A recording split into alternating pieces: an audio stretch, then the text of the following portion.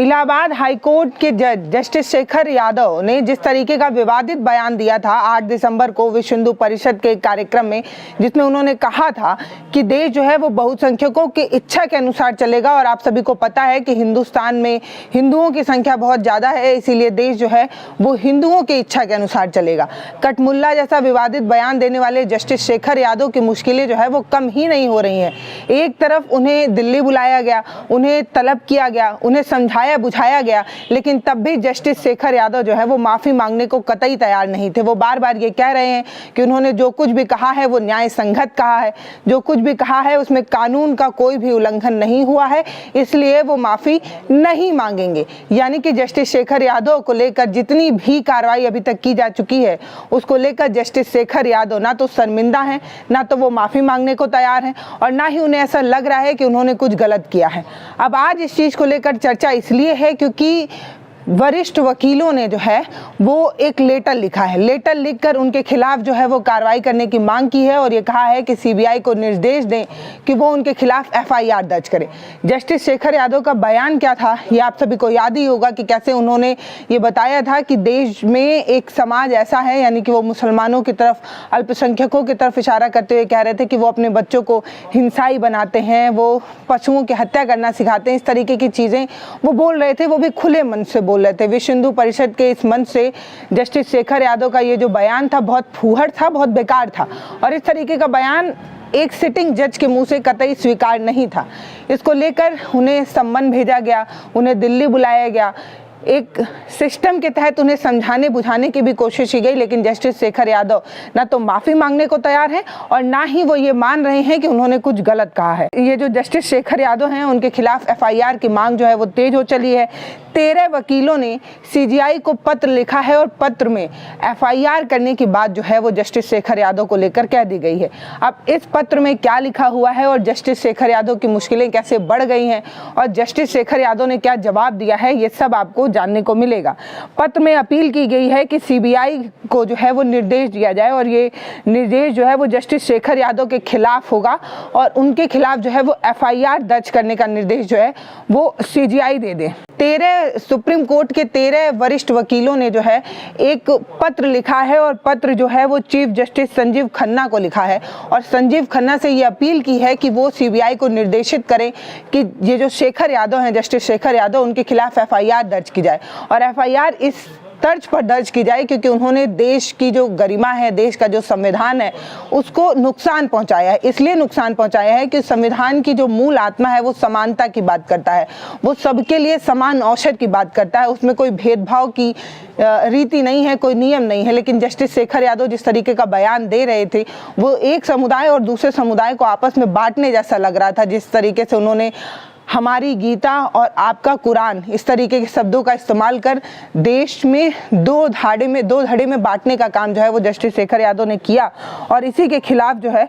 वो Sanjeev Khanna, chief justice Sanjeev Khanna को जो है वो पत्र लिखकर जो है वो निवेदन किया गया है कि उनके खिलाफ जो है वो एफआईआर दर्ज की जाए। उनका बयान जो है वो न्यायिक व्यवस्था की किसी भी सिद्धांत का उल्लंघन नहीं करता है और वो अपने बयान पर कायम है। जस्टिस शेखर यादव कह रहे हैं, वो साफ कह रहे हैं कि उनका ये जो बयान है, जिस तरीके से उन्होंने बयान दिया है वो बिल्कुल न्याय व्यवस्था के सिद्धांतों के अनुरूप ही है, किसी भी सिद्धांत का उल्लंघन नहीं करता। इस तरीके की बात जो है वो जस्टिस शेखर यादव कह रहे हैं, यानी कि अपने बयान को वो सत्य बता रहे हैं। उन्होंने जो बयान दिया वो गलत नहीं है, इस तरीके की बात वो कह रहे हैं।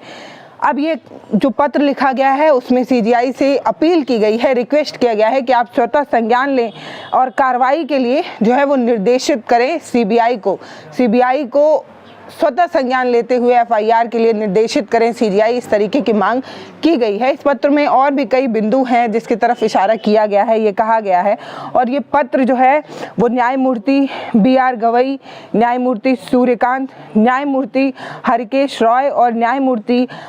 AS होका को जो है वो लिखते हुए उनको पॉइंटेड करते हुए लिखा गया है और ये कहा गया है कि हम सभी हम सभी यानी कि भारत के सभी देशवासियों के लिए समानता और न्याय की सार्वभौमिक सिद्धांतों को जो है वो कमज़ोर करता है। न्याय सबके लिए बराबर है, सबके लिए एक जैसा है, ये देश का संविधान कहता है। और इस तरीके का बयान जो उन्होंने दिया है वो बयान पूर्णतः विवादित है और ये देश की जो न्याय व्यवस्था है, देश में जो समानता की बात जो करता है देश का संविधान, उसको ठेस पहुंचाता है जस्टिस शेखर यादव का बयान। इस पत्र में इस तरफ इंगित करते हुए बताया गया है कि देश में किसी भी जाति, धर्म, मजहब के आधार पर किसी के साथ भी भेदभाव नहीं किया जाता है। सबके लिए समान अवसर जो है वो उपलब्ध कराए जाते हैं, सबके लिए समानता की बात जो है वो की जाती है और सबके लिए न्याय जो है वो सार्वभौमिक है, सबके लिए उपलब्ध है, इस तरीके की चीज़ें कही जाती है। लेकिन जिस तरीके से उन्होंने बयान दिया है वो अल्पसंख्यकों के अधिकारों का उल्लंघन करता है, अवहेलना करता है। अगर कोई एक जस्टिस इस तरीके का बयान दे दे कि जो एक अल्पसंख्यक समुदाय है उसकी इच्छा के अनुसार नहीं, बहुसंख्यक की इच्छा के अनुसार देश चलेगा, तो ये कितना अल्पसंख्यक समुदायों को कितना बुरा लग सकता है। और इसी तरीके का बयान जो है वो जस्टिस शेखर यादव ने दिया था और इसी को लेकर ये जो है वो पत्र लिखा गया। पत्र में ये बताया गया है कि न्यायमूर्ति यादव ने ये कहा कि हम और आपके बीच एक स्पष्ट और भड़काऊ बयान उन्होंने दिया है और एक स्पष्ट लाइन खींच दी है, यानी कि हमारी गीता और आपका कुरान। इस तरीके से एक समुदाय पर ये बात कहने की कोशिश करें कि जस्टिस शेखर यादव हिंदू हैं और वो गीता में जो है वो आस्था रखते हैं, कुरान में नहीं। और इस तरीके की चीज़ें एक जस्टिस के मुंह से कतई शोभा नहीं देती हैं। इस तरीके की बातें उस पत्र में पॉइंटेड किया हुआ है, लिखा हुआ है। इस पत्र में ये भी लिखा है कि ये जो बयानबाजी है वो न्यायपालिका की जो न्यायाधीश है उसकी निष्पक्षता पर भी जो है वो सवाल खड़ा करता है, उसकी निष्पक्षता की भी जो है वो अवहेलना करता है। अगर इस तरीके का बयान एक जज दें तो आप सोच कर देखिए कि जो जनता की आस्था न्याय पर होती है वो आस्था कहीं ना कहीं टूट जाएगी। और न्यायाधीश खुद अगर अपने आप को धार्मिक समुदाय से जोड़ते हुए बताएं, ये बताने लगें कि हम जो है वो हिंदू हैं और हमारा जो आस्था है वो गीता के साथ है, तो एक जज के लिए ये कतई शोभा नहीं देता है। और अगर इस तरीके का बयान एक जज दे रहा है तो जो देश में धर्मनिरपेक्षता जैसी चीज़ें हैं, जो संविधान में धर्मनिरपेक्षता जैसे शब्दों का इस्तेमाल किया गया है, उस पर गहरा चोट जो है वो जस्टिस शेखर यादव जो है वो पहुंचा रहे हैं। अब इस जो ये पत्र है उस पर ये लिखा हुआ है कि किन किन धाराओं में उनके खिलाफ जो है वो केस दर्ज किया जाए। तो लिखा है कि भारतीय न्याय संहिता BNS की धारा 196 और 302 के तहत जो है वो कार्रवाई की जानी चाहिए, यानी कि 196 और